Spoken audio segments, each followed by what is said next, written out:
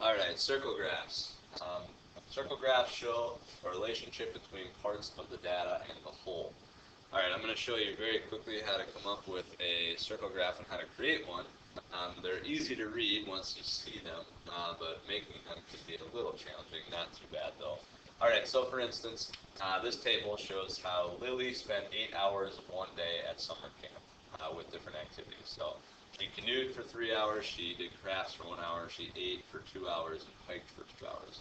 Alright, now since we're comparing our data to the whole, we need to figure out how much each activity takes up the whole or the total time.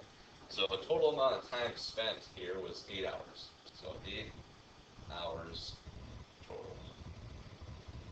And then we need to figure out what fraction each of these takes up. So for instance, this is canoeing was 3 out of 8 hours. And crafts is 1 out of 8 hours. Eating, 2 out of 8, and same with hiking, 2 out of 8. And we can reduce the last two into 1/4 and 1/4. Alright, so hiking and eating take up 1/4 of our circle each. So I'll do my best. This isn't going to be exact here, but here's a 1/4 and here's a 1/4. So we could say this is hiking, and this is eating. Okay. Then we got to figure out how to split the rest of the stuff. And to actually do this very accurately, here's what we would do. So for instance, if I take 1/4, I can take 1/4 times 360 degrees, since there's 360 degrees in a circle, and 1/4 multiplying by 1/4 is just like dividing by 4.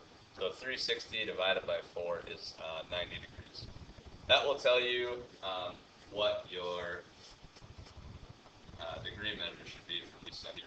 So 90-degree angles. So we can actually do that with each one of these. So for instance, if I look at 1/8 crafts, so 1/8 times 360, or 360 divided by 8. Grab my calculator here quick. 360 divided by 8, so 45 degrees, or half of 90. Okay, just one way to do this. So if this is, so maybe half of 90 would look like that. So we could say canoeing, or sorry, crafts. And then the last part would have to be canoeing.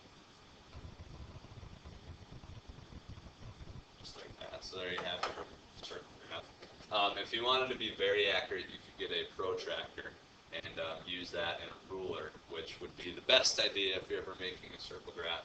But that is how you actually go about coming up with one. And then there you can see canoeing takes up the most amount of the time with the activities in the 8-hour day period, or with the activities and things like that. So yeah, that is how you create a circle graph.